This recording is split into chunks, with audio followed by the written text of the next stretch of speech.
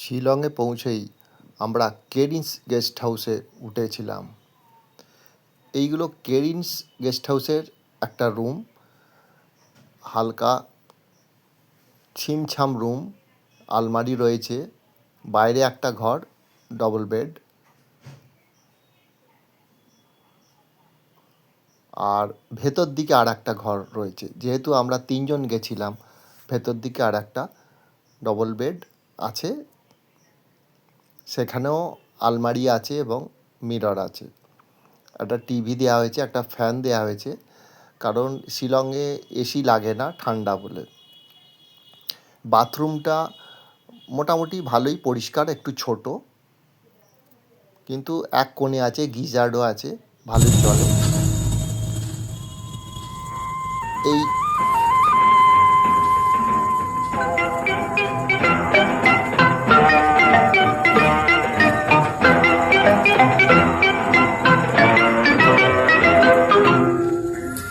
একদিন দল বেঁধে কজনে মিলে যায় ছুটে খুশিতে হারাতে, এই পথ খুঁজে সব ভয় মুছে, কেউ তো জানে না মনের ঠিকানা।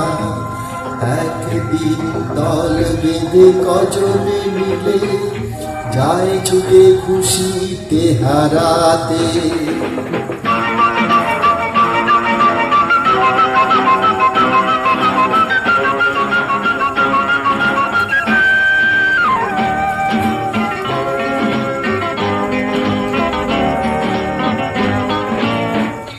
চায় যে ওরা প্রেমকে ধরে চলতে এগিয়ে, কোন জীবনের স্বপ্ন এনে মনকে দেখিয়ে। চায় যে ওরা প্রেমকে ধরে চলতে এগিয়ে, কোন জীবনের স্বপ্ন এনে মনকে দেখিয়ে। বন্ধ ঘরেতেই বন্দি হলে সেই একই তো ভাবনা, কেউ তো জানে না মনের ঠিকানা। নমস্কার, আমি শ্যামল। আমার দর্শক বন্ধু ও শ্রোতা আপনাদেরকে আমার ইউটিউব চ্যানেল ভ্রমণ পাখি গান সাথী এতে স্বাগত জানাই। আমাদের মেঘালয় ট্যুরের আজকের প্রথম দিন। কালকে আমরা গুয়াহাটি থেকে এসে শিলংয়ে উপস্থিত হয়েছি। আমাদের যে গ্রুপটা এসেছে, এটা মরমি ট্রাভেলসের আতিথেয়তায় এসছে। এই গ্রুপে মোটামুটি 30 জন এই পর্বে এসেছে, 30 থেকে 35 জন। আমরা কালকে এসে এই হোটেলটায় উঠেছি, কেরিন্স হোটেল।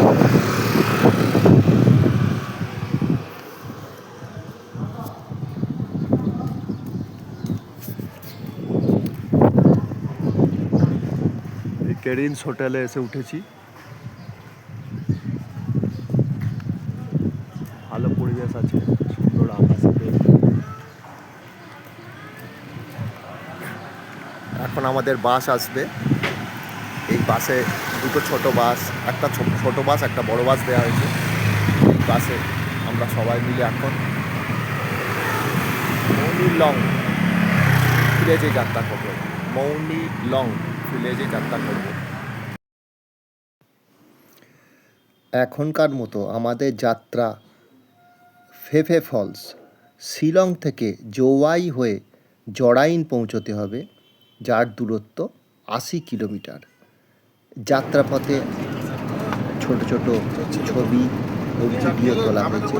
এই সড়ক পথ যেটা শিলং, জোয়াই, তারপর ডাউকি যায়, এই রাস্তা।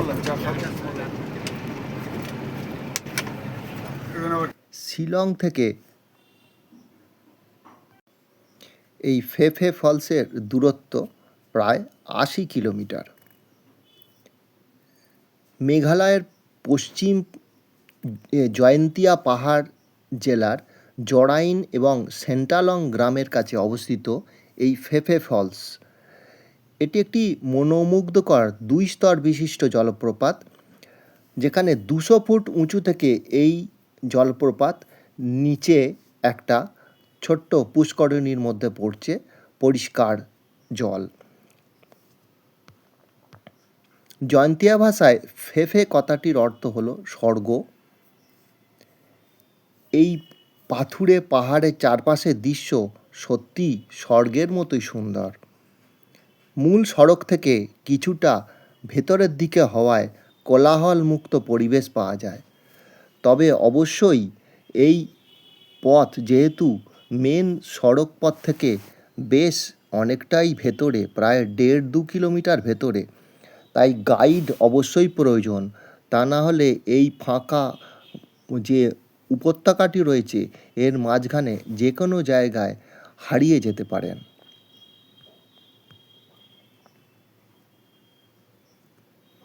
ট্রেকিং শুরু করতে হলে আপনার হাতে একটা লাঠি দরকার, কারণ হাঁটা পথের মাঝে উঁচু নিচু রাস্তা, একবার পাহাড়ে ওঠা একবার নামা, মাঝে একটা নদী আছে। যেহেতু নদীটা এখন আমরা জুন মাসে প্রথম দিকে যাচ্ছি, জল কম, তাই এই নদীটা আমরা পেরিয়ে গেছিলাম। তা না হলে অন্য সময় এই নদীটা পার হওয়ার জন্যে আবার নৌকা ব্যবহার করতে হয়। সেপ্টেম্বর থেকে এপ্রিল মাস পর্যন্ত এই জলপ্রপাত ভ্রমণের যদিও সেরা সময়, কিন্তু এই জলপ্রপাত দেখতে হলে আপনাকে বর্ষাকালেই আসাটা খুব সুন্দর হবে। এই যে সেই নদীটার কথা বলছিলাম, এই যে এইখানে সবুজ একদম সমতল ভূমি রয়েছে, হ্যাঁ, বিভিন্ন রকম ফুল ফুটে আছে, সাবাই ঘাস, বড় বড় ঘাস হয়ে আছে, আকাশ মেঘে ঢাকা, খুব সুন্দর পরিবেশ, যেন স্বর্গ আকাশ থেকে নেমে এসেছে মনে হবে এই জায়গাটায় আসলে।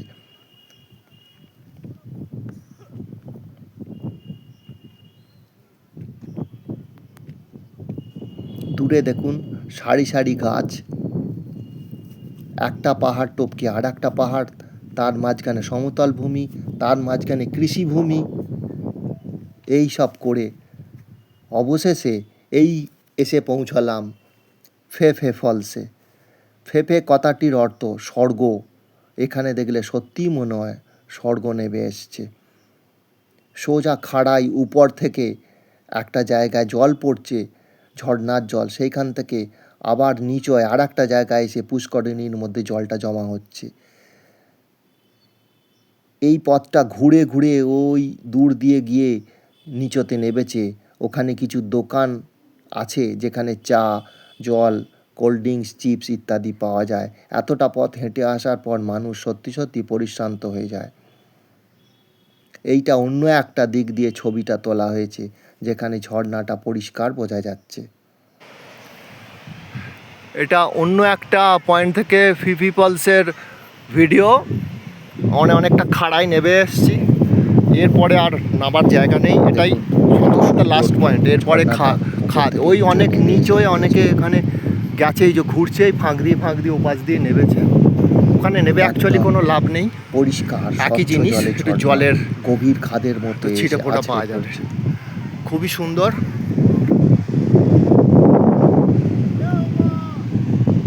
মোটামুটি এই ফলস দেখে ফিরে যেতে হাতে ঘন্টা 2 সময় রাখতে হবে। একদম খাড়াই পাহাড়। এই নিচতে নামার একটা জায়গা আছে, ঘুরে ঘুরে নিচে নামতে হবে, অনেকে নেমেওছে। তবে এই যেহেতু এই পুষ্করিণীটা অত্যন্ত গভীর, তাই এই পুষ্করিণীতে নামতে হলে যথেষ্ট সেফটি নিয়ে নামা উচিত। যারা সাঁতার জানেন না একদমই নামা উচিত নয়। এই জলটা নদী ওইখান দিয়ে বেরিয়ে পেছন দিয়ে গেছে। জুম করে দেখানোর চেষ্টা করা হয়েছে যাতে ফলসটা ভালো করে দেখা যায়। ফিফি ফলসের দৃশ্য কেমন লাগলো আপনারা দর্শক বন্ধুরা শিলং আসলে বলবেন। অবশ্যই এই ফলসটি দেখবেন।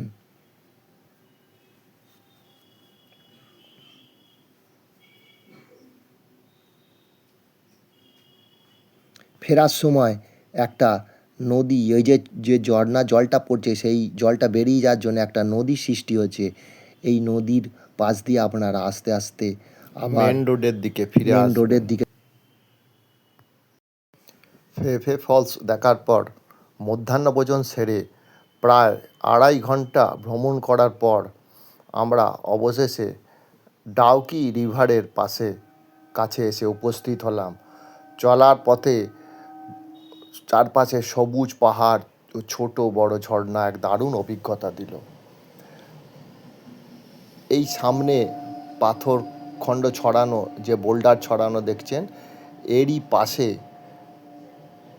যে নৌকোগুলো রয়েছে ওরই সাহায্যে রিভার র্যাফটিং করা হয়। 3 জনের জন্যে 800 টাকা ভাড়া। এই হিসাবে আমরা একটি নৌকা নিলাম নদীবক্ষে নৌকা বিহার করার জন্যে।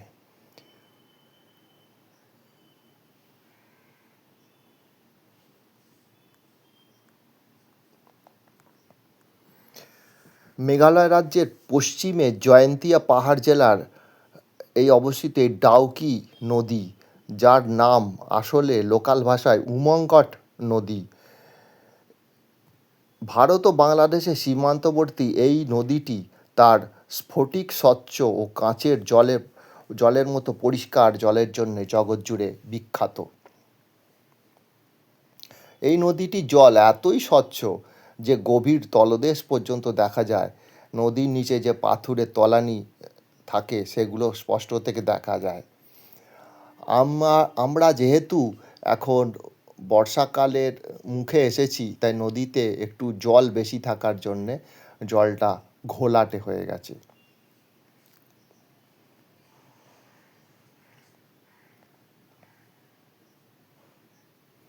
এই নদীটাকে কেন্দ্র করে ডাউকি এর চারপাশে এলাকাগুলো যেমন স্লংপেং ইত্যাদি পর্যটকদের বেশ আনাগোনা থাকে এখানে।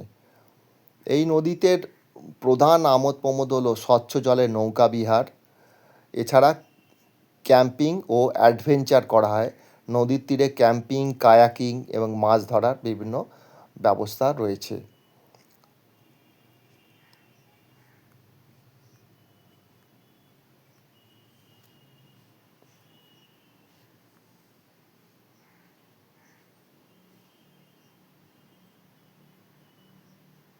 আমরা নৌকাতে চেপে বসলাম। নৌকার দুধারের দৃশ্য অপূর্ব, যেন মনে হচ্ছে ভেনিস শহরের মধ্যে দিয়ে যাচ্ছি।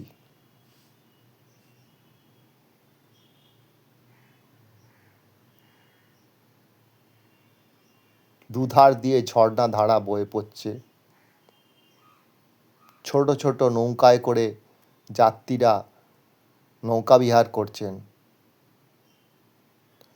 এই যে দূরবর্তী একটি জায়গা দেখা যাচ্ছে প্রায় 1 কিলোমিটার দূরে, ওই জায়গাটা পর্যন্ত নৌকো নিয়ে যাবে। নিয়ে গিয়ে ওখানে আপনাকে কিছুক্ষণ ওই চড়াতে উঠিয়ে দেবে। ওখানে আপনি একটু কিছু আহার করে নিয়ে চা, জল, কফি, তরমুজ অথবা আনারস খেয়ে একটু ফটো ফটো তুলে আবার নৌকায় এসে বসবেন, আবার তাকে ফেরত নিয়ে আসবে।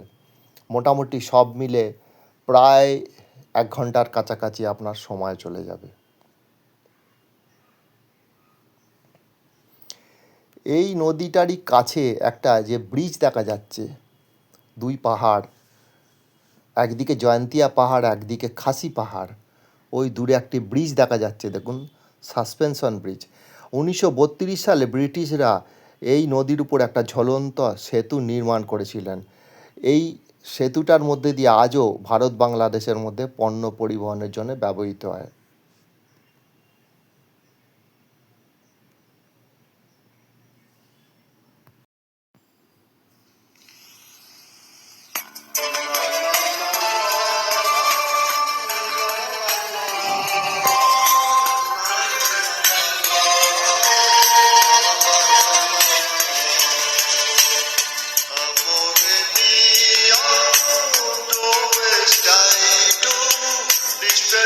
Time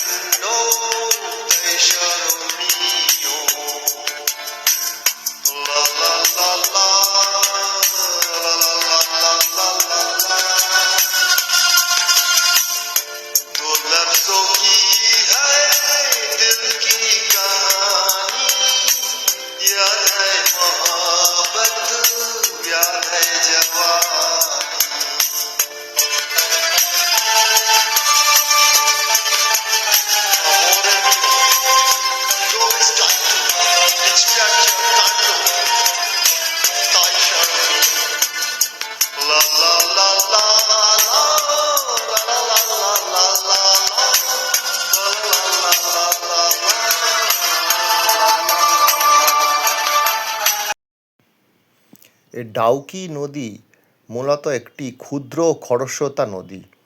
এই নদীটির মোট দৈর্ঘ্য মাত্র 12 কিলোমিটার আর প্রস্থ অন অ্যান অ্যাভারেজ 285 মিটার। এই নদীটি বাংলাদেশে প্রবেশের পর জাফলং নদী নামেও পরিচিত।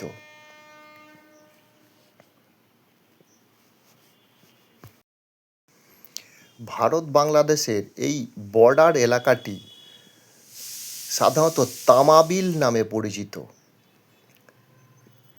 মেঘালয় রাজ্যের আশেপাশে যে বাংলাদেশের জেলাগুলো আছে তার মধ্যে সিলেট, সুনামগঞ্জ, নেত্রকোনা, ময়মনসিংহ, শেরপুর ও জামালপুর জেলা প্রধানত 443 কিলোমিটার দীর্ঘ আন্তর্জাতিক সীমান্তের সাথে জড়িয়ে আছে। তামাবিল একটি স্থলবন্দর, যার বিপরীতেই ভারতের মেঘালয়ের পশ্চিম জয়ন্তিয়া পাহাড় জেলায় রয়েছে ডাউকি নদী।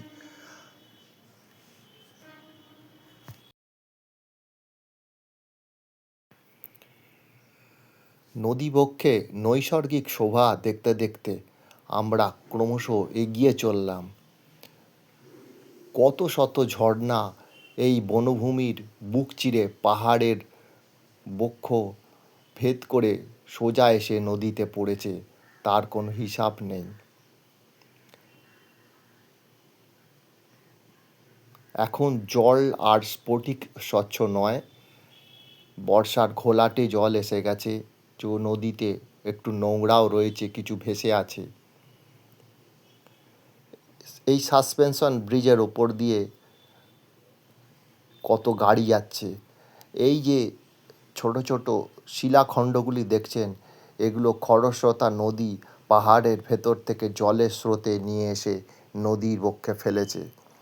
কালো রঙের, সাদা রঙের, বিভিন্ন আকারের শিলা ছড়িয়ে ছিটিয়ে আছে এই নদীবক্ষে।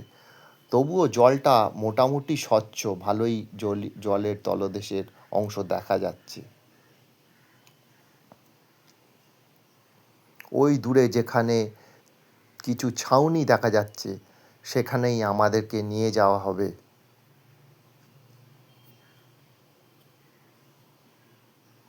আকাশে হালকা রোদ, ছেঁড়া ছেঁড়া মেঘ, দুধারে উঁচু উঁচু পাহাড়, তার মাঝে খরস্রোতা নদী, তার মধ্যে দিয়ে আমরা এগিয়ে চলেছি।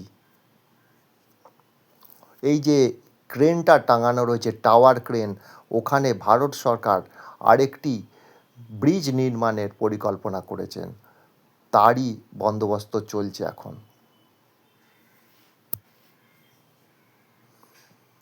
যারা ইতিমধ্যে ভ্রমণ করে ফেলেছেন তারা ওই ধার দিয়ে ফিরে আসছেন। নদীর বাম দিকটা হলো আপস্ট্রিম আর ডান দিকটা হলো ডাউনস্ট্রিম। দূরে একটি ঝর্ণা দেখা যাচ্ছে।